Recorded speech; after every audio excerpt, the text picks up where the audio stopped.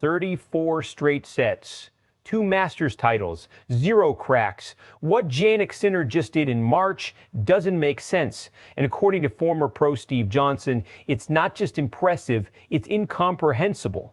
Because this isn't just winning, this is domination at a level the ATP Tour almost never sees. Sinner just pulled off the sunshine double, winning both Indian Wells and the Miami Open. He didn't lose a single set in either tournament. Not one. That makes him only the 8th player in history to complete this rare back-to-back. Across the entire stretch, 3+ consecutive sets won. Clean, controlled, clinical.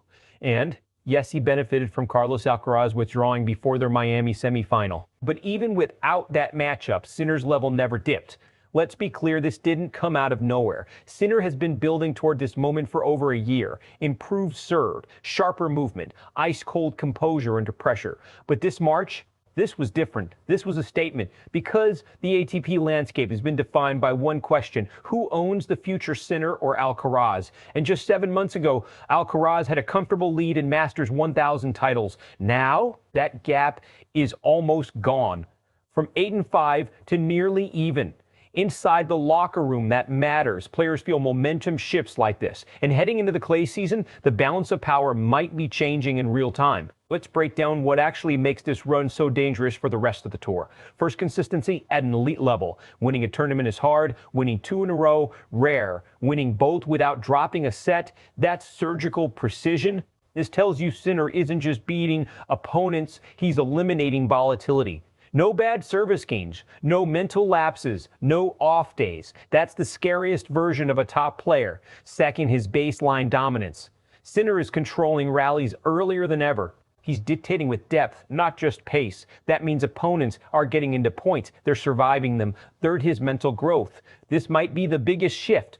Old Sinner, he could get tight in key moments. This version, he's locked in from first point to last. Steve Johnson said it best: no dips, no breaks in focus. That's what separates great players from area-defining ones. Now here's the strategic impact. If Sinner keeps playing like this, the tour has a problem. Because traditionally players rely on small windows. A missed first serve, a shaky tiebreak, a moment of doubt.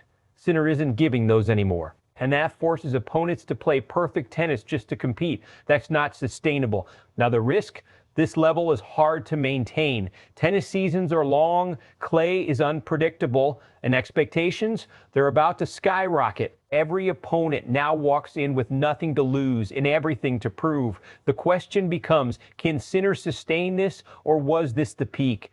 Fans are split but energized. Some are calling this the arrival of the new world #1.